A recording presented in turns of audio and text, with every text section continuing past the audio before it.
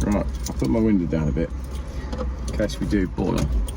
Ladies and gentlemen, oh, that's the back window. Ladies and gentlemen, Ian from Cherished Vehicle Insurance Services, again, back by popular demand because the people like you. And spending some imaginary money I don't have in a country I'm not in. Let's do it. So, last time we sat in the car and bought imaginary cars, we were shopping in the UK, or primarily in the UK, on Car and Classic. This time, I introduced you to a new website you haven't seen before, didn't I? It's a whole new dangerous world that you've presented to me. This is Auto Scout 24. Do you know anything about it? So basically, it's a European-wide website, it seems, where sellers from across Europe advertise cars. Tends to be the more organised sellers, so dealers, well-organised private sellers. But you can search, for example, I think I searched 1910 to 1980, and what did I have? 300,000 results to start going through. Well, so that was my day gone. I was just saying, I did, because there were so many to go through, I kept mine at less than £5,000, apart from one of them. 1950 to 1995, 5,959, and even when I narrowed that down to convertibles, because the sun's shining today. Yeah, and comments last time said, what's it with convertibles? Yeah, so I do like a convertible, but I had 327 to choose from, so it's pretty wild. So let's kick straight off then with, we'll start with mine, which is, and again, these will be rolling on the screen, so if you can see that, it's a Ford Capri. Is it electric? No, it's not. It's also not a 5-door SUV. It's also not a proper Capri, is it? I think this is it's effectively a Ford Probe, I think. Is this from America? Well, no, because I'm going to have to Google all of this. Do you know what it looks like? It sort of looks like a Volvo 480 convertible. You know, the 480 with pop-up lights. But I mean, it's down as a Capri, but I think it's a Probe. I removed all my searches for American cars in Europe because there are a lot of them. Because they're all left-hand drive, and it makes sense. And I think if you're going to buy a car from America, for this purpose, we'll buy it from America. So I removed all American vehicles because there were a lot of step-side pickups that I wanted and a lot of Chevy pickups that I wanted, and then there was a very expensive Dodge Ram that I wanted, and so I had to remove American stuff. There is a superb channel on YouTube called Ed's Automotive Reviews. If you've never seen it before, I'll send you a link. He's fantastic. He's a Dutch guy, and he makes videos about the automotive industry. And he did a great video the other day on American cars in Europe and why there's so many. Okay. And Sweden, particularly, they really like full-size American pickup trucks. Well, I touched on this last time. Sweden is the biggest market for classic cars outside of America. That is fascinating. So that's why you've got this amazing choice. So that was my first one. Ford Capri. It's in the Netherlands. Nice easy drive back from the Netherlands. It's a left hooker, obviously. It's a convertible, €4,250. So no money, really. Yeah.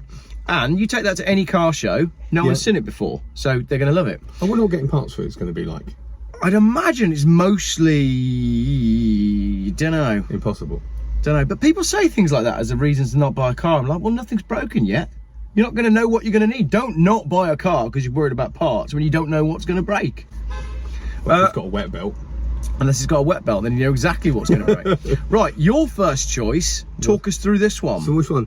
So I, as you all know, have a soft spot for 80s cars, especially E30s. Yeah. Something to do with buying one when I was 16 for like 75 quid. And that car lives with my sister in the Isle of Man. And well, I also quite like my diesel cars, don't I? And well, you do a lot of driving, so diesel makes a lot of sense for you. Your commute's what, an hour and a bit? Yeah. When I'm in the office, and also I like my European navigation tours and rallies, and a BMW 324 turbo diesel, and this ticks all the boxes for me. So we didn't get it in the UK. I like quirkiness. Didn't get it in the UK. 2.4 litre turbo diesel. It's an E30. It's a 4-door saloon with chrome bumpers. It's also goldy brown metallic. It's gold, and we know I like gold cars.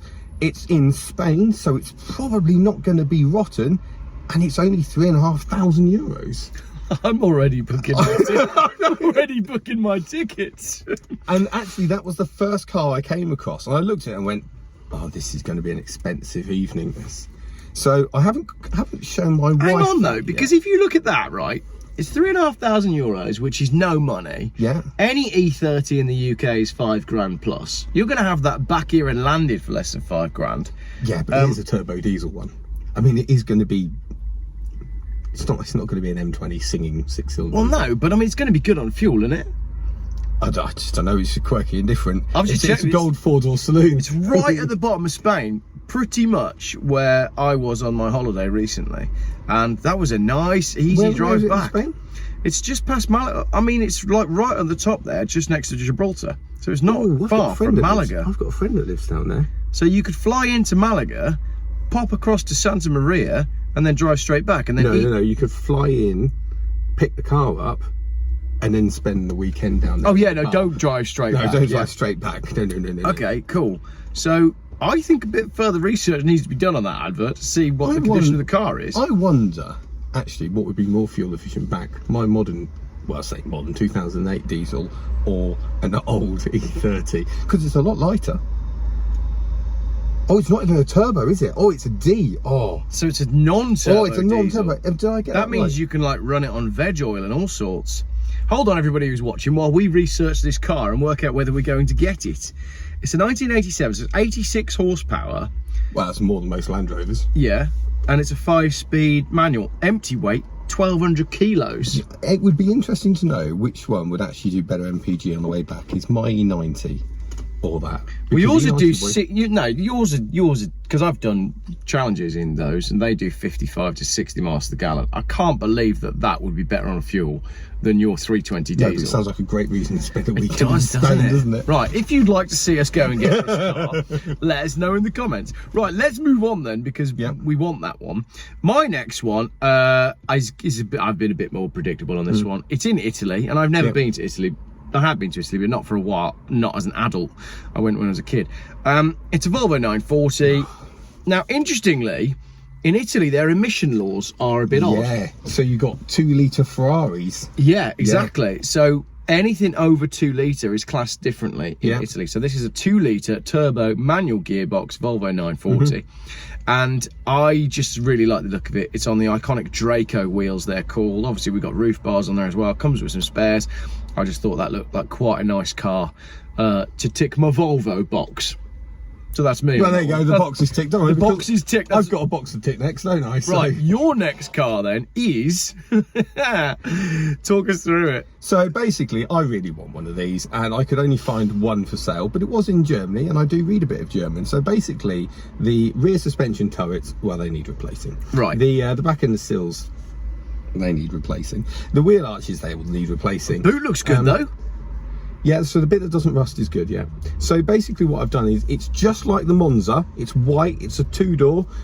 It's meant to be sporty, but it's rusty. Yeah, so it's exactly the same as what you own. It's exactly the same as what I already own, just with a smaller engine. That was the only one I could find in GT spec. So I had to go and pick it. I mean, just imagine, here we go, this is a trip down memory lane. Imagine that, you remember the LXI wheels that Astras and Martin? I do, yeah. Imagine that, so on a set LXI alloy wheels, big balloon tyres. Imagine how comfortable that would be. Very cool. Yeah. Did we get those in the UK? We got in as a 2-door like that. In very early, we got some in 2-door, but we got horrible spec. We got terracotta with, you know. So there's beige exteriors. None of those left in the UK. So again, there are some, but we never got a sporty one. But you'd be all in and restored with your metalwork done for probably, I mean, what's it going to cost you to do all that? $5,000 exactly. Yeah.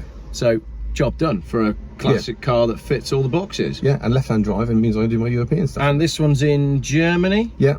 All right, so not too bad. Nice, easy run back. You'd need to try that though, wouldn't you, really? Yeah, which means driving to Germany in a Defender, which put me off. We don't want to be doing that. Cool, so that's that. My next one, I've gone French. This one is a Peugeot 304 Cabriolet. I just really like a nice, simple, It's classic. Almost like it's sunny out. I know. Well, yeah, the sun came out. Can we put the window down talking about the sun? Because I am getting... Open your door. You'll be all right. All right, open the door. The people don't mind if the audio is not fantastic. You are wearing a thick jumper as well. If you'd like to watch Ian sweat out, then continue watching the video. I need to lose a few pounds, but what I'm going to do is do it by filming with Geoff. Sweat it out in Geoff's Volvo. So yeah, Peugeot 304 Cabriolet. I just thought that's quite a nice little thing. I'm not as convinced on the colour with the red and the beige and the tan roof, but €4,500 for a, you know, it's going to be tax exempt, MOT exempt. I nearly said insurance exempt. The 50, was it the 504 convertible? Was that the bigger one? Yeah, that gorgeous. was a pretty car. Very I pretty looked car. for one of those and I couldn't find one for sale in Europe. Well, it was the 504 Coupe that they based that electric thing on that we were talking about in our last video, and I'll cut that clip in just there. Did you see the Peugeot concept EV from a little while ago? No. That was based on the 504 Coupe? It was fantastic. It was called the E-Legend. Oh, I did remember that. Just build that, please. Just give us that. Just build that. Give us that and I'll stop making videos. Just give us that. Right, So that's my little Peugeot, €4,500, and it is in Vienna, just outside Vienna. Oh, that sounds horrible. When do we go? Yeah, so it is in Austria. Not bad. When do we go? After we've gone down to Spain. We do a big loop, you know. If we attach a trailer to that E30 that we're going to buy. Right, your next pick is a slightly more expensive one at €14,950, but it is beautiful. It is, and if you watch the last video, I did pick a DS last time, and we said how they've gone up in value.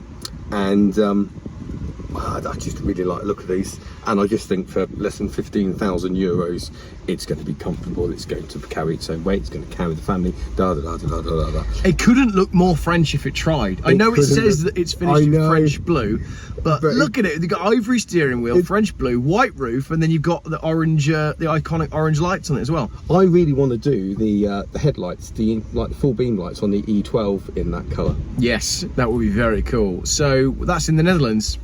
Again, very nearby. Yep. I mean, I took myself into it, but what a pretty looking car. It's very, very beautiful. And again, what people forget with going and fetching cars from Europe is the hard bit is getting down to the ferry on this side. Once you've done that, it's all sweet. Yeah. Cool, so that is your Renault Citroen. My next one, now you said you'd never seen one of these before. Yeah. This is a Fiat Ritmo. Never seen one of these before. Cabriolet again, because the sun's shining. 1.5. You're very shallow. Someone called me shallow for my comment about the Aston Martin. I'm not shallow. I just function exactly like a solar panel. So it's a Fiat. What a short life expectancy. Yeah. And then I get really hot when it's sunny. Fiat Ritmo Cabriolet 1.5. That's got about 80 horsepower, I think. But it's just gorgeous. It's in Italy, and you say it's got 80 horsepower. Well, it says 85 CV, so imagine drag racing that with diesel E30. It says 84 horsepower.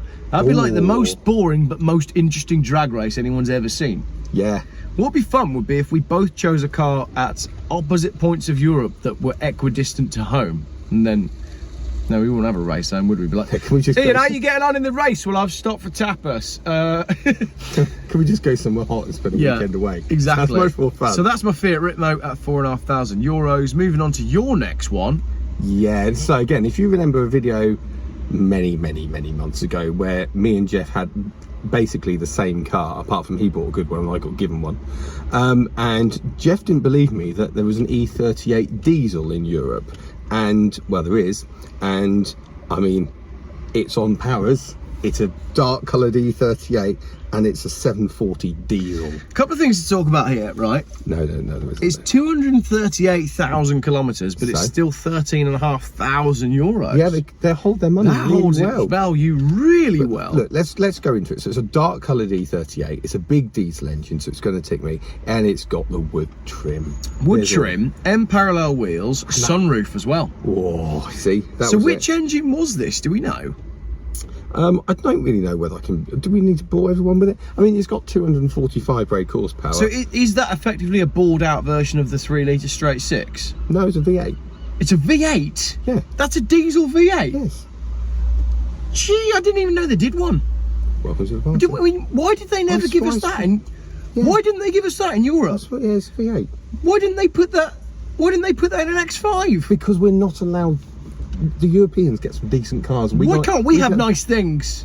But also Europe, got to remember back then they were really pushing diesel hard. Yeah. And the UK was behind on that. So yeah, 740 diesel. I wonder what it sounds like. I've seen one. I've never driven one. Can we fly out there and just have a test drive? Can we just try it, please? Be like proper tyre kickers. No, because I can't do this. We've gone down, like last time, someone tells me the price and I go for it. I don't know fuel consumption, working it in whatever that works out as, I don't know, but lots of fuel consumption compared to Defender, lots. Like, of all the cars we've chosen, that would be a really rather comfortable run back home, wouldn't it? You just imagine.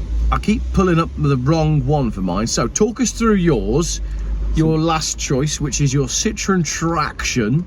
Now, while I find the correct one that I chose earlier. I quite like my World War II stuff, I've got to be honest, and this is of course the French Resistance car. So in any film or in any French museum, you'll have a Traction Avant somewhere. They made them in somewhere in the UK, I believe Reading, but they made right-hand drive versions of it as well. They did, and it's just a cool looking car, and when you drive one, they're really comfortable to drive around in. And I'm concentrating on comfort now.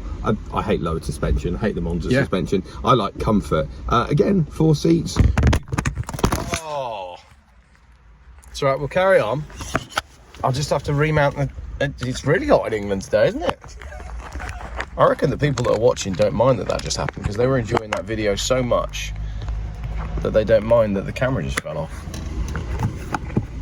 Hello, Phil. You were saying?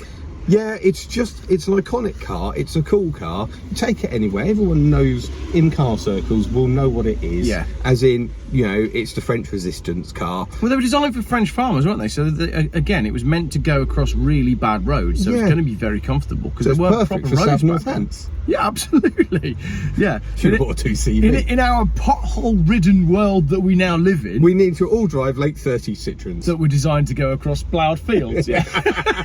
But it's just that moment going, and again, it's 14,000 euros. Yeah. And you could generally fly out there, buy that, bit of mechanical knowledge and sympathy, and have a leisurely drive back. But also, if you broke down anywhere in Europe in that, you would find a friendly mechanic that would fix it for you. Yeah, absolutely. Yeah. And I must admit, after a few encounters of perhaps failing to proceed in non-French vehicles, you do get a better level of service in a French car in France. Yeah. It's almost ironic, really. So, speaking of a French car in France, I've got an American car in Germany.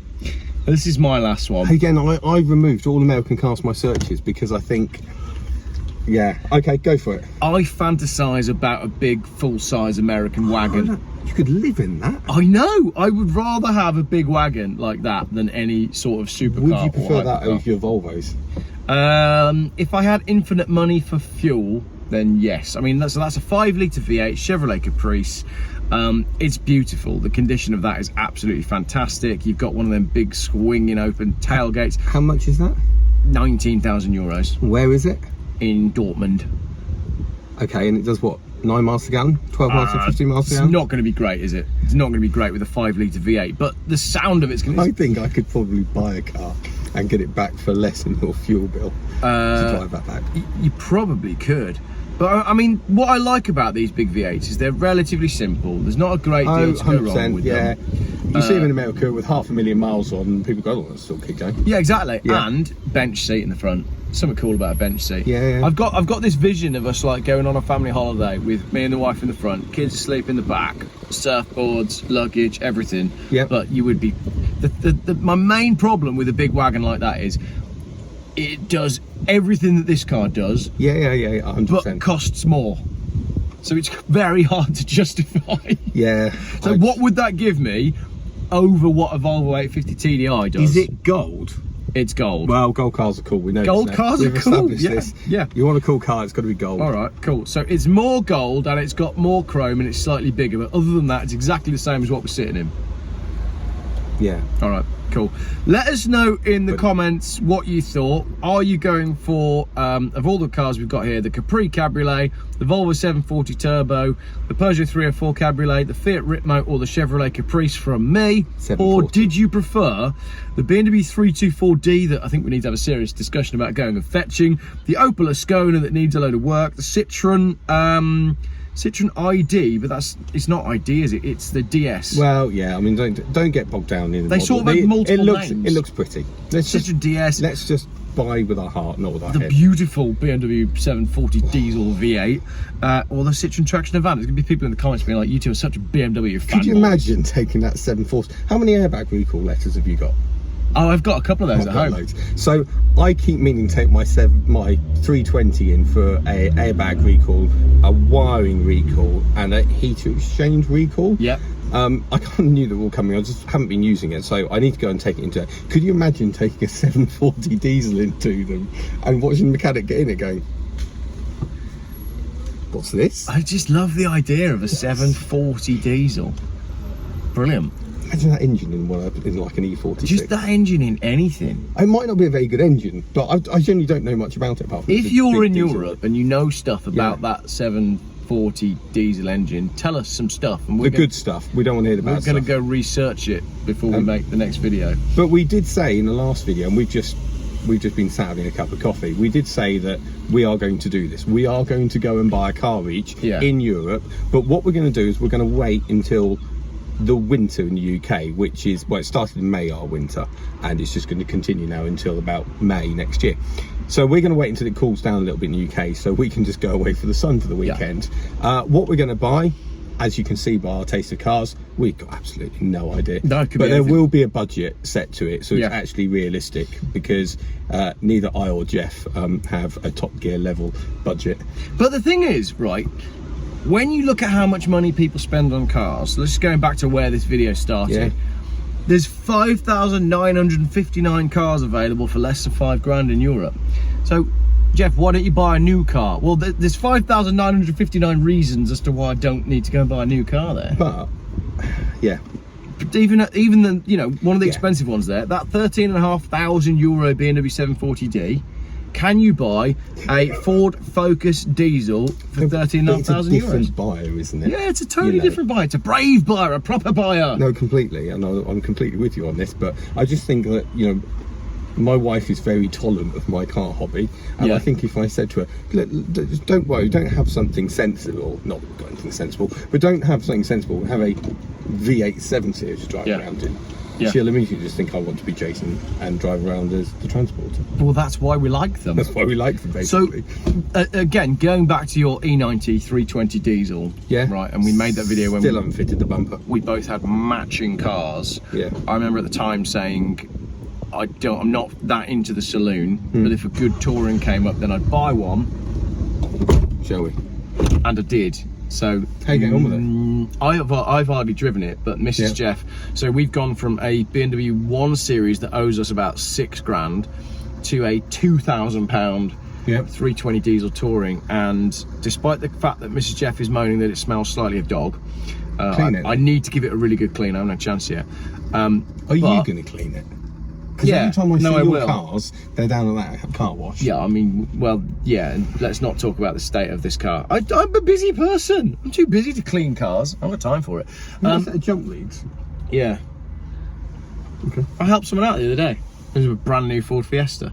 Anyway, what I was saying was Mrs. Geoff came back in the 3 Series and she wasn't sure initially, and then she came back and admitted that actually it's more comfortable and nicer to drive. It's got more power than her 1 Series that was newer, because the 1 Series is overloaded with, you know, you've got different driving modes. You got eco mode, you got sports mode, you got normal mode, whereas the one we've got is older and it's just, you got a 320 diesel, you got a 6-speed, and that's your lot. It was nice. So I haven't driven my E90 for 3 weeks. Mainly because I normally work from home. My daughter goes to school in a village, and we've both got legs, so we walk. And that means that I haven't had any need to put the Defender away, because I haven't needed a BMW. And also the Defender had diesel in it. And the best car in the world is the one with the fuel gauge that's up there. Yeah, totally agree. And it was nice driving into Worcester this morning. I joined the M40, and I could hear myself, and I could hear noises that weren't mechanical. It was bliss. Absolute bliss. Not until you drive something more modern, you go, oh right, okay, that's what I've been missing out on. It is. There's just 2 different vehicles, and they say, and actually, you know, we're talking about electric vehicles, you know, electric BMWs. I had another go in an i4. When did we do that video? Last week. So I had a go in an i4 on Monday evening. And I'm going to keep my E90. Not that I was going to buy the i4, but it was just that moment where I just heard how much it was. And I don't spend that every month. Anyhow, we digress again. So yeah, we are going to go to Europe, let it get cold in the UK so we can actually have an excuse to go abroad. And I have absolutely no idea what we're going to buy. Well, it'll be something that you can't get in the UK. It's got to be something that you can't get in the UK. We can't buy the same thing that we could buy over here. Exactly. Right, I think that's us for the moment. I've got to go to sports day. I've got to go and eat some donuts and do some. I've got to go back to work. Thank you very much, everybody, for watching. Oh, let us know what you want us to do for the next video. Yep. What kind of cars you want us to buy, and what budget you want to set. What do you want to see if Ian and I do another video? Thank you very much for watching.